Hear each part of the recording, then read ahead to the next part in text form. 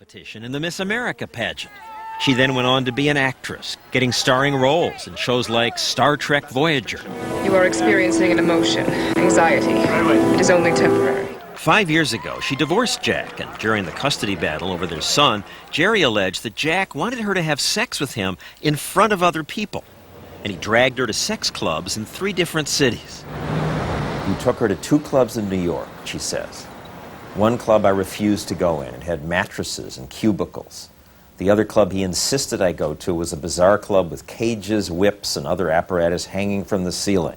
He wanted her to have sex with you there with another couple watching. In court years before, he denied those allegations. What's your answer to her, to what she says? We've done a great job of putting aside the differences we had 4 years ago.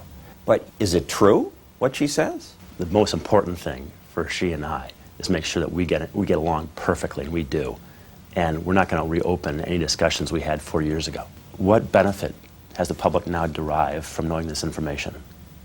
There is no allegation, as you know, of breaking any laws, no allegation of infidelity, no allegation of breaking any marriage vows. Both you and your wife wanted it kept secret. Mm-hmm.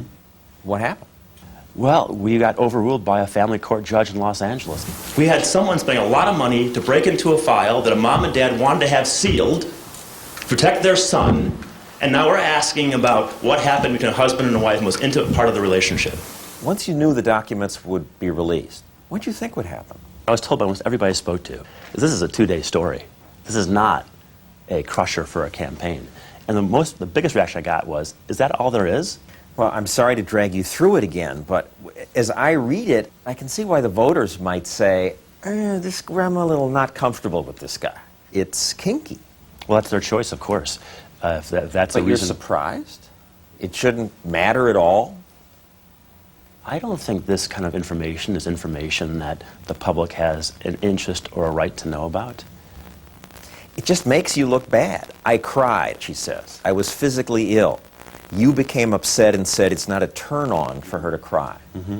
Makes you sound like a jerk. Well, it may be, but the fact of the matter is today, she and I get along really, really well.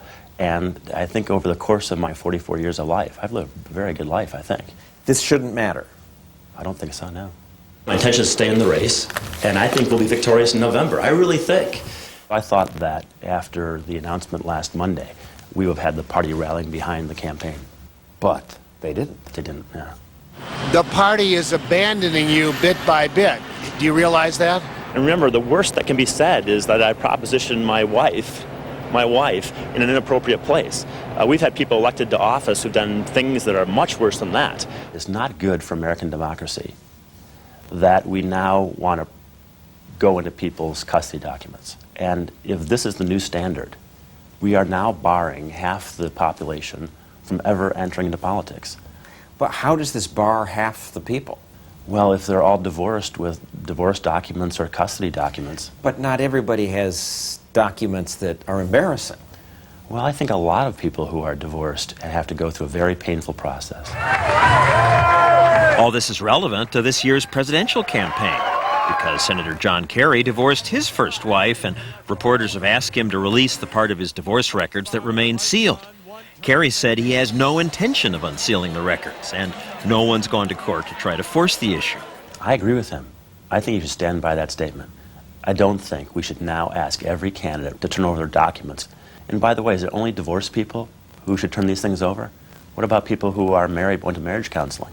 Well, court records are public records. That's different from marriage counseling. So it's only divorced people that are subject to the scrutiny of what happened inside of a marriage. Michael, have sexual relations with the president. Actually, the issue of sexual behavior in public office comes in many forms. Everyone knows the outcome of this case. But you may not have heard what Representatives Barney Frank and Bob Livingston did. But I cannot be the kind of leader that I would like to be under current circumstances.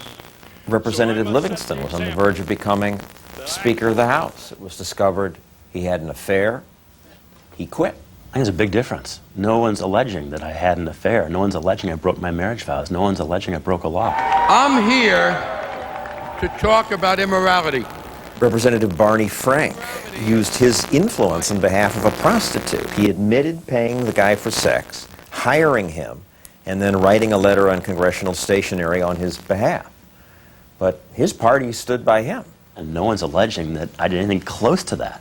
And in the polls that we had done, we could have still won after this came out if we could have had the media focusing on the issues in the campaign. But the media, he says, didn't want to talk about issues. Are the allegations she's asking you true? You take some responsibility for your actions. Said there was nothing there. They wanted to talk about what's now public, these divorce records, and they were not going to let go. People are saying that part of a Republican family value campaign is contradicted by this kind of sexual exhibitionism that makes you a hypocrite. Well, I think we need more people going to Washington, D.C. who want to engage in marital relations with their wives. I think that's a good thing for this country, not a bad thing. Last Friday, with Ryan behind in the polls and with support from his own party slipping, he dropped out of the race. What public reaction have you heard? The people in the street are amazingly supportive. As I'm walking down the streets of Chicago, I think every third or fourth cab must stop with fares in the back and say, "We're for you, you were great, we wish you'd stayed in the race, you're terrific." What's Jeri's reaction? She could not have been more supportive. You guys are friends? Great friends. We speak every single day, sometimes for 10 minutes, sometimes for half an hour, sometimes twice for half an hour. So we speak a lot. She supported your campaign. She said I was, as you probably saw in the documents, she said I was a good man, a loving father, had a great bond with my son, would be an excellent U.S. Senator. So yeah, she was very supportive. You told your son, "I'm not running for Senate anymore"? Yeah, I spoke to him on the phone just a few days ago and told him I was not running for the U.S. Senate anymore. Did you tell him and why? He said, "Oh, no." And I said, "No, I'm not running anymore." And he said, "That's impossible, Dad." And I said, "No, it's true, I'm not running." And he thought about it and paused and said, "That's all right. You did your best." What are you going to do now? Well, I've got to figure that out now, because my life is how do we improve the lives of those around us. That's now what my family and my faith commands me to do, and so I'll try to figure out what's next. Going to run again? I'd consider it again. I had a good experience for the most part. Until the last 2 weeks was a good experience. 2 weeks that should never have happened, he said. There was nothing embarrassing in the file. Can you imagine the standard for politics is that everybody has to release their custody documents? Could that possibly be the standard? Who will ever decide to cross that threshold again, having seen what happened to me? People with nothing to hide.